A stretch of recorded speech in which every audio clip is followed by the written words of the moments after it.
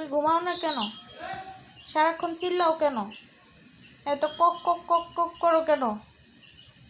হ্যাঁ, ডিস্টার্ব হয় না আমাদের? এত শব্দ করো কেন বলো? তুমি এত শব্দ কেন করো? তুমি ভালো ছেলে না? ভালো ছেলেরা সব সময় শান্ত থাকে, এত চিল্লাচিল্লি করে না। তুমি সব সময় চিল্লাচিল্লি করো কেন? হ্যাঁ, তুমি তো শব্দ দূষণ করো। হ্যাঁ, তুমি কি পচা ছেলে? তুমি তো ভালো ছেলে। ভালো ছেলেরা সবসময় শান্ত থাকে, ওরা খায় দায় ঘুমায়। তুমি বাপ মার হোটেলে খাও, খাবার ঘুমাবা, তুমি কেন চিল্লাবা?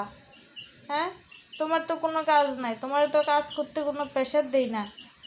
বলি না তো বাইরে গিয়ে চুরি করে খাও, অমুকের ভাত খাও, অমুকের চাল খাও। হ্যাঁ, তুমি তো আমারটাই খাও, বাপ্পার ঘরে বসে বসে খাও, ঘুমাবা আর খাবা, আর কোনো কাজ নাই। কিন্তু তুমি শব্দ দূষণ করবা কেন? তুমি এত চিল্লাচিল্লি করলে বাসায় থাকা যায়? কক কক করো, পুরো ঘর বাড়ি ভাঙ্গে ফেলো। তুমি তোমার রুম টুম সব তো ভাঙ্গে ফেলো, খাবার দিলে সব জিদ করে ফালাই দাও। কি সমস্যা তোমার? হ্যাঁ, এত সমস্যা থাকলে চলবে না তো। এত সমস্যা থাকলে তো তুমি মানুষের পেটে চলে যাবা।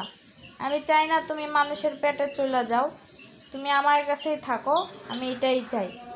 তোমাকে যেন মানুষের পেটে দিতে না হয়, তুমি সেইভাবে থাকবা, ঠিক আছে? তোমাকে ওয়ার্নিং দিয়ে দিলাম, ঠিক আছে? তুমি আর দুষ্টামি করবা না, কক কক করবা না। তুমি খাবা আর দাবা আর ঘুমাবা। তুমি ভালো ছেলে, তুমি একদম চিল্লাবা না, বুঝেছো? একদম চিল্লাবা না তুমি।